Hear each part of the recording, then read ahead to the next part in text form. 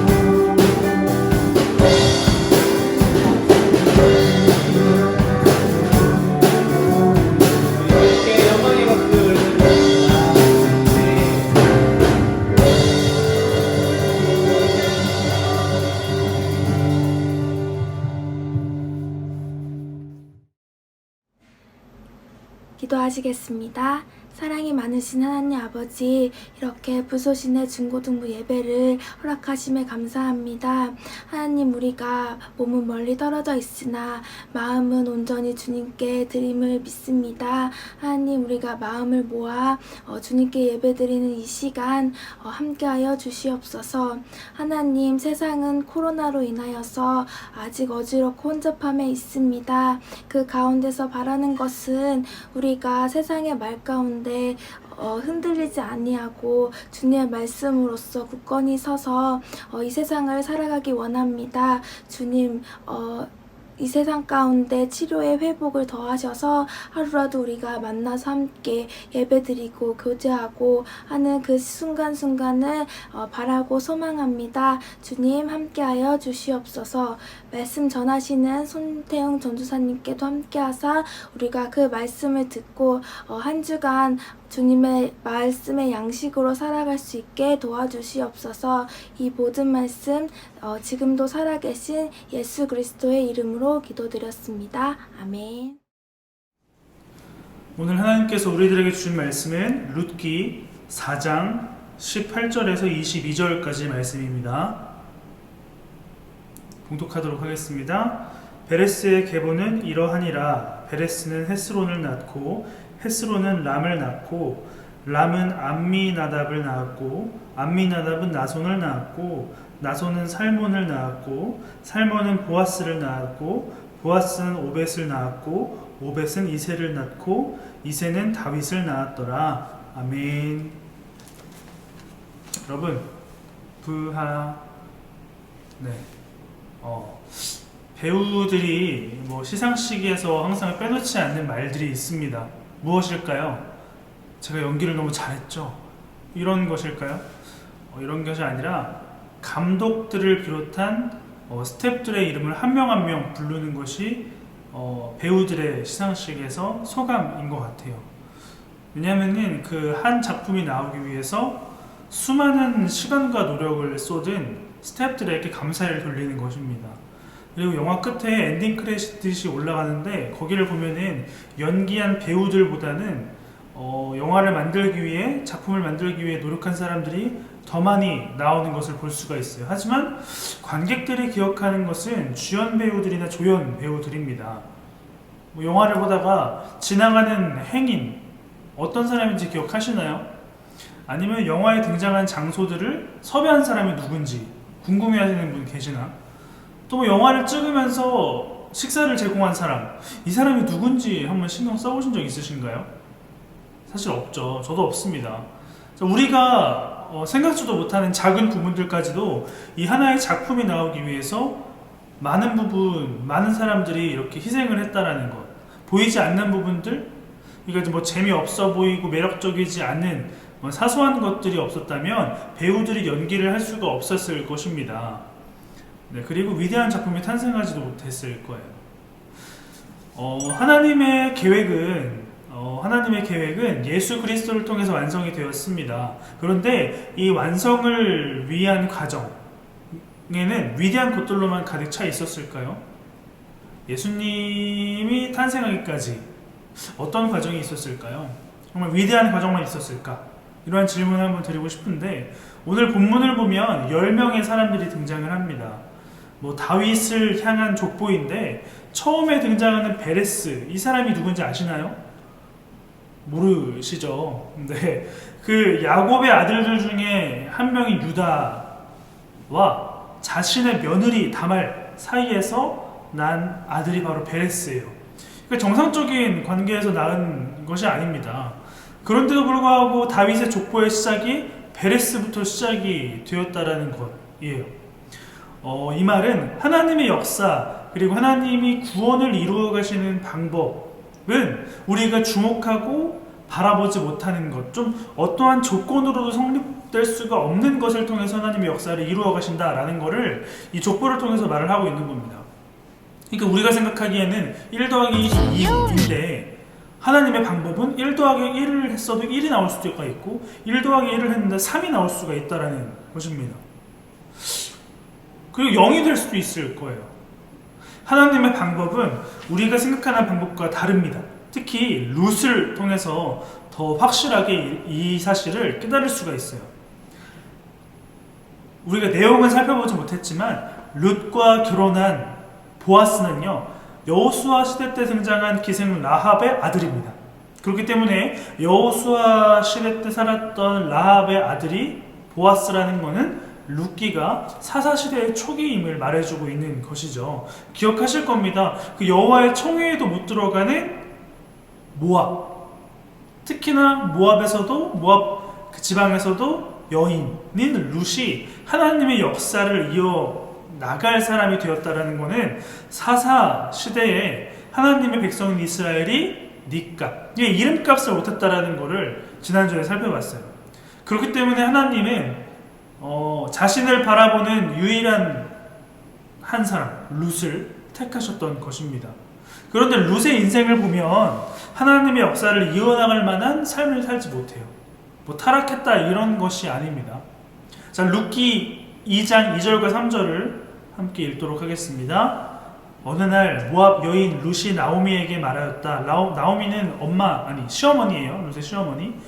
밭에 나가볼까 합니다. 혹시 나에게 잘 대하여 주는 사람을 만나면 그를 따라다니면서 떨어진 이삭을 주울까 합니다. 나오미가 룻에게 대답하였다. 그래, 나가보아라.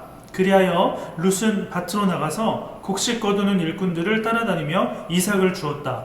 그가 간 곳은 우연히도 엘리멜렉과 집안간인 보아스의 밭이었다. 아멘.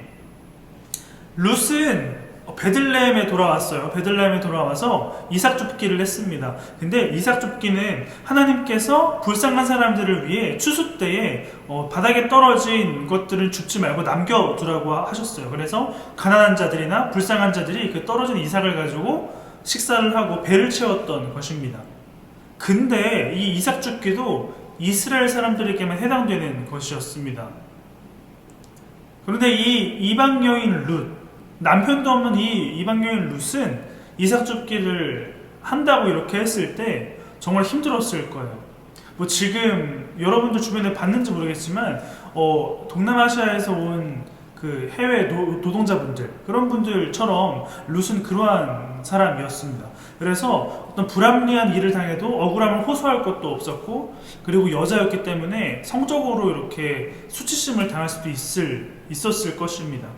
그렇기 때문에 하나님의 역사를 이루어 가야 할 이 룻은 초라한 인생을 살았다라는 게 굉장히 좀 낯설고 이게 맞나 싶을 정도로 되게 힘들게 살았어요. 이삭 줍기는 되게 초라하고 보잘것없는 일이었습니다. 하지만 이삭 줍기를 묵묵히 해나감으로써 결국에는 보아스와 결혼을 하게 되는데 이로 인해서 다윗을 탄생할 수 있도록 만들어준 겁니다. 결국 하나님의 계획의 완성인 다윗의 자손 예수가 탄생할 수 있도록 룻은 살았던 것입니다. 이삭 줍기라는 것은 드러나지 않고 되게 초라해 보이지만, 하지만 이 일을 묵묵히 해나감으로써 하나님은 룻에게 하나님의 역사를 맡기셨다라는 거예요. 우리들에게도 이러한 이삭 줍기가 요구가 됩니다. 굳이 해야 되는지도 모르겠고 귀찮고 중요해 보이지 않는 것이 이삭 줍기인데, 특히 지금을 살아가는 우리들에게는 이삭 줍기가 필요해요. 그것이 뭐냐면 바로 예배입니다. 예배. 그리고 성경 읽기. 무엇보다 요즘 우리가 하고 있는 감사 노트를 쓰는 것입니다. 굳이 해야 되나 싶고 지금 당장의 결과가 나오지 않는 것 귀찮습니다. 하지만 중요한 사실은 이삭 줍기를 하는 하나님이 룻을 바라보시고, 그리고 이 룻을 통해서 하나님 역사를 이루어 가셨듯이 우리들에게 이런 이삭 줍기를 할 때에 하나님은 바라보고 계시다는 것입니다. 하지만 느낄 수가 없어요. 왜냐? 이거는 드러나지 않기 때문이죠. 예배를 드림으로, 감사노트를 함으로 무엇인가 드러나지 않기 때문이죠. 그리고 무엇보다 여러분들에게 요구되는 이삭 줍기가 있습니다. 바로 동성애에 관련된 것입니다. 동성애는 죄가 아니라고 말을 하고 있어요. 하지만 동성애는 죄입니다. 물론 동성애도 사랑이긴 해요. 사랑, 잘못된 사랑, 대상이 잘못된 사랑입니다. 뭐 드라마, 웹툰, 웹드라마에서 동성애를 아름답게 표현을 하는 것 같아요. 그러나 분명히 알아야 될 것은 성경은 동성 간의 사랑을 분명한 죄라고 이야기를 하고 있습니다.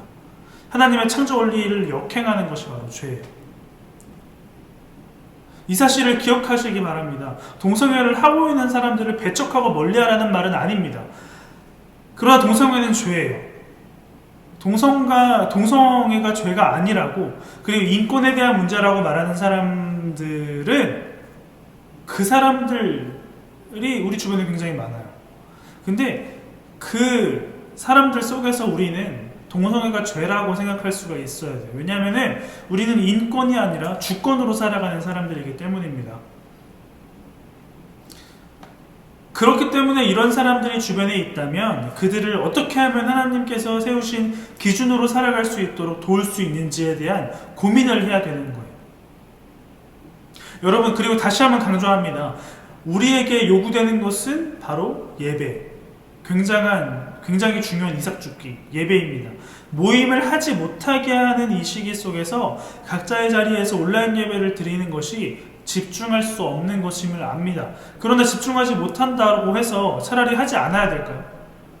이삭 줍기는 이렇게 귀찮고 힘들고 어렵습니다. 하지만 우리가 해야 되는 이삭 줍기를 할 때마다 보상이 주어진다면 어떨까요?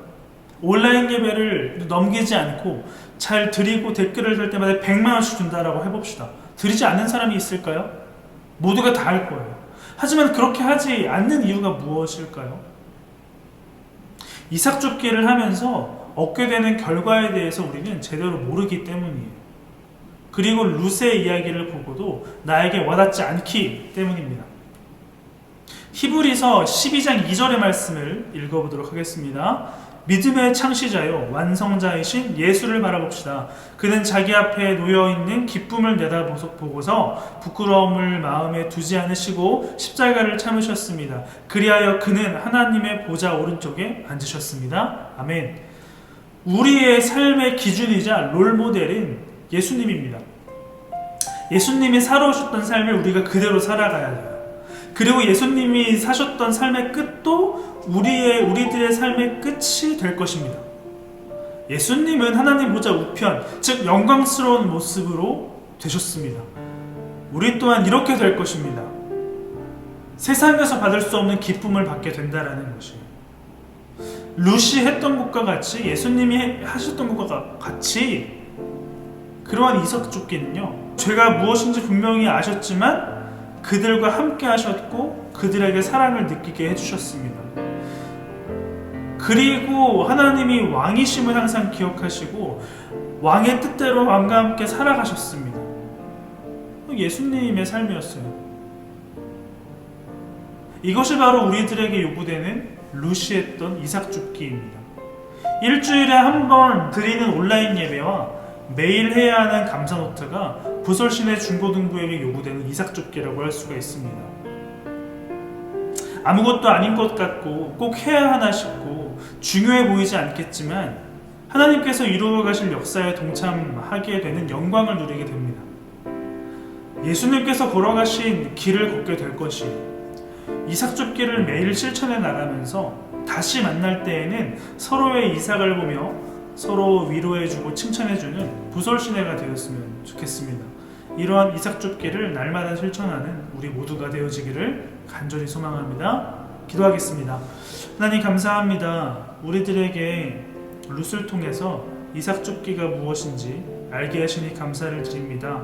우리 눈에는 대단해 보이지 않고 초라해 보이는 이삭줍기를 통해서 하나님의 역사를 이루어갈 룻을 주목했던 것처럼 우리들에게 요구되는 이삭줍기, 즉 세상의 기준과 가치를 따르지 않고 성경이 기준인 것을 우리가 알고 죄는 죄라고 말하지만 죄인된 그들을 멀리하는 것이 아니라 그들과 함께할 수 있는 방법과 그들을 위로할 수 있는 방법을 찾도록 도와주시고, 또한 무엇보다 우리들에게 요구되는 예배, 일주일 동안 한 번 드려지는 예배와 그리고 매일매일 할 수 있는 감사노트가 우리들에게는 이삭줍기가 될 것입니다.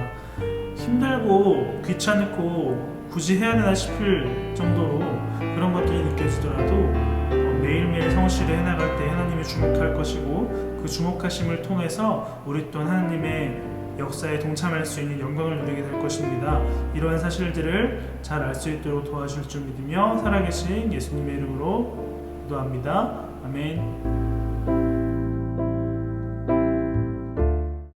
부술신의 온라인 모임에 오신 여러분을 진심으로 환영합니다.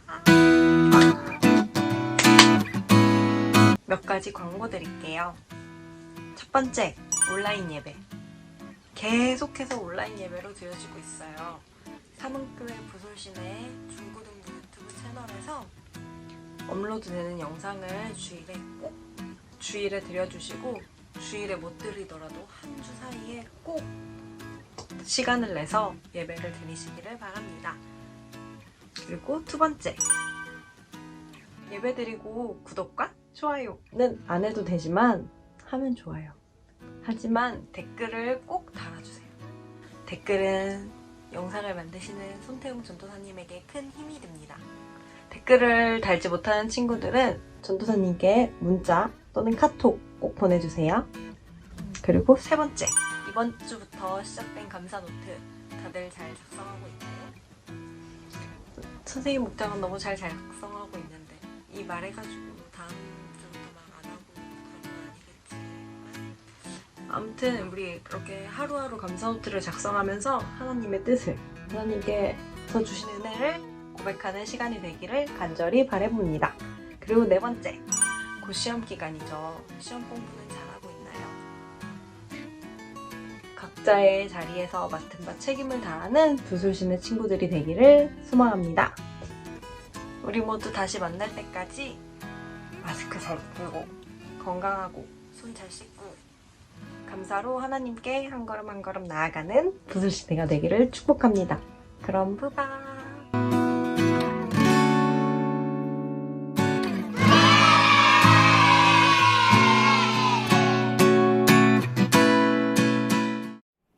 우리 함께 주님 가르쳐 주신 기도로 온라인 예배 마치도록 하겠습니다. 하늘에 계신 우리 아버지여, 이름이 거룩히 여김을 받으시오며 나라가 임하옵시며 뜻이 하늘에서 이루어진 것 같이 땅에서도 이루어지이다. 오늘 우리에게 일용할 양식을 주셨고 우리가 우리에게 죄지은 자를 사하여 준 것 같이 우리 죄를 사하여 주었고 우리를 시험에 들게 하지 마시옵고 다만 악에서 구하옵소서. 나라와 권세와 영광이 아버지께 영원히 있사옵나이다. 아멘.